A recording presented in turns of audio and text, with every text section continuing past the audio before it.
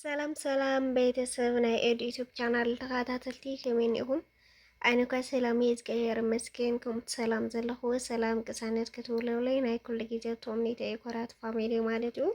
እምበርከስ ሎም ማዓንቲ ብናይ ዘዱ ሓፍትና መደብ ይሒዘልኩም ማፅየ ማለት እዩ ኣጋጣምኳት ማሊ ፖስት እየ ላ ፌስቡክ ሲ ብዙሓት ኣሕዋት ዝተሰማዕክን ዝወሸክን ነርክን ማለት እዩ እና أنا كعاقل تجارة لخنا جاركن بزي بيوتيوب فيديو سريع مالتيو أنا قريبا ناي كانالي حدث زمانكم لايك شير سبسكرايب ناقوركم بيسكونو بيتسيك عكم ترمضانات ريوتكم أي فرين مالتيو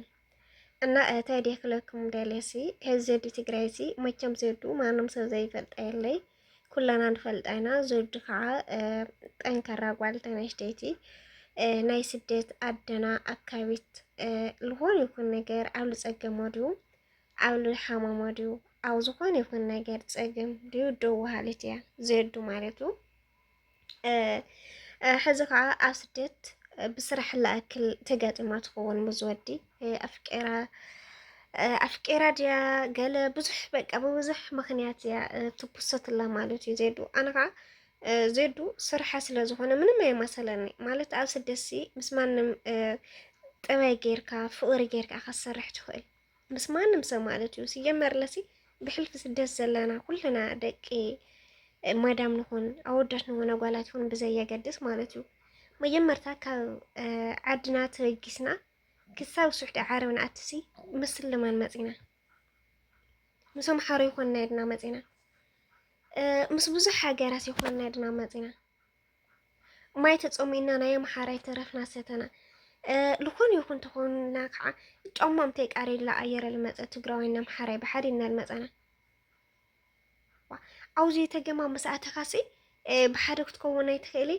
ብሓደ ክተዋግዕ ወይ ብሓደ ክስሕቅ ሲጀመር ዘዱ ለይፈለጠ ሰብ ክፈልጥ ኮይኑ ዘዱ ጠንከራ ጓል ሄዋን እያ ሽኳን ዘዱ ማንም ሰብ ካብዚ ሰዓት ሲ ተሞዩ ለይሰርሑ ክልወጥ ልብሃል ሓደ ሓደ ተኮይና ላ ፍቅሪ ክንጎይ እምበር ብዙሓት ጠንካራታት ደቂ ኣንስትዮ ዘለና ወላ ፍቅሪ ጎና ጎኒ ሃሊ ግን በዋኑ ላብ ዕላማ ካና ላብ ስራሕካ ስለ ዝኾነ ማንም ጓል ዘንሽቲ ከዓ ጠንካራ እያ ማለት እዩ ኣነ ካብ ዘዱ ብዙሕ እየ ተመይረ ካብ ዘዱ ማለት እዩ ዘዱ ከዓ ብዙሕ ነገር ስለትመክረና ብዙሕ ነገር ስለ ኣብ ሶሻል ሚድያ ይኹን ኣብ ዝኾነ ይኹን ነገር ኣብ ተፀገመ ደቂ ኣንስትዮ ደው ክትብል ከላ ካብኡ ለዘዱ ኩሉ ነገር ክትሕልፍ ከላ ብጣዕሚ ስለትምቸየኒ ጠንካራ ጓል ስለ ዝኾነት ኣነ ከዓ ከም ኣልኸውን ኩሉ ግዜ ልፅዕር ማለት እዩ ማለት ዘዱ ዝኾነ ይኹን ነገር ኣይትፈርሒ ቃል ዓለም ይብላ ብጣዕሚ ኣፀርቲ ብዘይ ጋጠማ ራሊ ልፈት ሓቂ ዘረባ ማለት እዩ ኣዛ ሰዓት ግን ወላ እኳ ተጋግያ ትኸውን ግን ቀስ ብቀስ ረዘዱ እዚሲ ተጋጊኸይ ኣይትሐዚ ሲጀመርለት ባንዴራሲ ሕዚ ዘዱ ተምሂራ ድያ ኣይትምሃረት ድያ ባዕላ እትፈልጦ ኣነ ተምሂረ ድያ ኣይትምሃርክ ድያ ባዕላ እትፈልጦ ማለት ልተምሃርና ሰባት ባንዴራ እንታይ ዓይነት ክልል እያ ንምንታይ ዓይነት ክልል እያ ክንፈልጥ ንኽእልና ለይተምሃረ ሰብ ግን ምንም ክፈልጣ ይኽእል እዛ ባንዴራሲ ዓለባ መሲሉ ለ ክስምዖ እዩ ሕዚ ግድን ባንዴራ ሒዛ እያ ዘዱ ሞ በቃ ባንዴሮ ምስ ንምንታይ ሒዝክዮ ገለታት ባይ ማርያም ብጣዕሚ هم ተጽልኡ ወላ ባንዴራሲ ዘዱ ደሒዛቶ ብሓደ ላ ጨፈሩ ነሮም ባንዴራ ሒዝኩም ኢልኩም ሲ ፀሪፍኩምኒ እና የቀርታ ደላ ልግዙ ካው ሶሻል ሚድያ ከዓ መዘናግዒ ሲኡንኩም በቃ ተደጋግምኩም ለኣተልዕልዋ ተደጋግምኩም ለኣትፖስትዋ ማለት እዩ እሳ ከዓ ሱኢላ ከተራስነኩም ደልያን በይ ዘዱ ሙዚ ፍቅሪ ወይ ሙዚ ሓዳር ክትከውን አይደለቴ ከተራስነኩም በቃ እስቲ ኢላ ንእሽተን በቃ ቢውረት ለመካመን ስለዘዱ ማለት እና ተዘናግዑኩም ደልያ እያም ብላዕል ተውፅሑኩም ደልያን በይ ዘድሲ ብራንክ ከም ዝኾነ ስራሓ ዘዱ ከዓ ኖርማል ፍቅሪ ከም ዘይብላ መሳርሕታ ከም ዘይኮነ መሳርሕታ እምበር ፍቅራ ከም ዘይኮነ ሲ ብደንብ ገይራ እያ ትፈልጥ ዘዱ ማለት እዩ ኣብዚ ሓሳባት ለንፈልጥና ኣብዚ ሓሳባት ከዓ ዘይፈልጥ ሰብ የለን ኣነ ከዓ በቃ እሶሲ ናዚ መሳርሕታ ብምዃኑ በቃ ላዕለ ይምጥን ሰብ ብምዃኑ ምስ ረኸቦ ማለት እዩ በቃ ምንም ኣይመስለኒ ጎኢኹም ትፀርፍዎ ጎኢኹም ብዙሕ ነገር ትሰርሕዎ أنا كعا ما كم لي تردلو وكعليه تأمن الزراسي منهم كتناقر يتخلي سوي لي يزحلف نيرو مالتو أقط أم مسفز حقنت مالي بسيطية بزحت خاتي لا أكون من تناقر كناني أي بزوانه سولوات أي سرح مالتي بيت سونا زيدو لهون يكون سرحات انكرم خوناس ما نمسوي فلتايو أنا يكون حد يكون مالتيو زيد كعا أو زي الساعات ولا قا جيجا يحليا جين بتجيجا للوا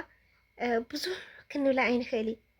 داك مدام سي بحلف ناقات صح نوكو أنا يكون حد يكون دكونا كجات منا خلص لو زيد دكو إنا ردنا كنولا ما نم تحلف لكن يلا زين سؤالا كم تجيرا زيد جلتات إلى شاشال ملياز حلف لا ما يشتو صح نوكو ودي كنا يلا على خنا حق زرا مثل سمعن ليه ولاني زياتن لفيو كأريا لشيرك خونا لان لكالي خوط قامات خونا نبر صح نقول قال مدان حنتي تناطيا وكعت ودي او الهون يكون تخويناسي لاو زيديا سلازي تو لاخاز خون سات لاخاز خبركات لاخ الطفو زلعلك سبن كغاغا خلو تغاغا لخايلكا قس بقس بسنه سرعت ايخات مولسات خلمر ብዙሕ ላ ፀረፍካ ናብ ፖስትካ ከምዚ ነገርካ ብከምኡ መምለሲ ኣይኮነን زيد كዓ ብዙሕ ጌጋ ወላ ይሓልያ ግን ቀስ በቀስ ክትመልስዋ እዩ ዘለኩም እምበር زيد ኣነ ማል ሓንቲ ጌጋ ይብላይ ማለት ስራሕ እየ خلاص ስራሕ ዕላማ ኣትፈጽም ዓዳ ኸይዳ ከዓ ምስ ደስ ለላ ኣፍቃሪያ ትምርዕ ትኽእል እያ ኣብዚ ግን ብራንካም ዝኾነ ኣነ ፈልጦ እየ ማለት ቢዝነስ እዩ በቃ ስደሲ ስራሕ ስለ ዝኾነ ከም ከይፋ ገይራ ትስራሕ መሳርሕታ ለዩ ሓደ እንኹም ስኢልኩም በይ ብስርኮ ተጠምበቱን ጎቶ ወድስ ለኣይ ግመደ زيدسي بتعملهم تقرمون بزخانة مالتينا زرا وزحوا لكما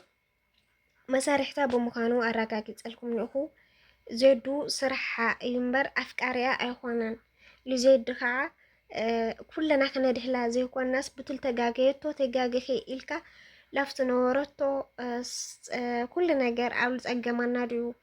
أول هون يكون نجار دو كتفل راحين أنا برات عن خلنبر باندي راح يسكيل كاس لدحريت كنقصا كافت نورتو أمرأة تنكأيت خيلي بقى بطل تجاجي تماتنسي زي دوين من تحسكي عند حريت ردك أنحو خلاص زي باندي رانا يتسلعتنا يو كي تحجي أس بقاس طلوات فوليكم بر باندي راح يسكيلكمس በቃ ናይ ሶመን መቀን ነገርኩም ማለት እዩ በዘጋጣም ግን ዘዱ እጅግና ጠንካራ ጓል ሄዋን ያመራያ ደቀንሽቲያ ያ በጣም ለየዝፎት ያዘፈራ ማለት እዩ ዘድካ ጠንካራ በመሆን አነ ካም አልኾውን ጠንካራ አልኾውን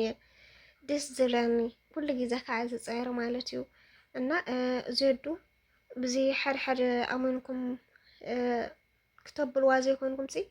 ዘዱ መሳርሕታ በመሆን እምበር ኣፍቃሪያ ከምለ ይኮነ نورمال غيركم تفلطوا زلكم مالتي بيسونا زراو زحلكم نار ما انت مرينا زي مصير مالتي بقالي مريك زار مصيكم كا ناي channel حديث هونكم لايك شير سبسكرايب ناغوركم مبارات اني بيسيكا فهمت المدانا زريتكم ما يفليني باي مچكم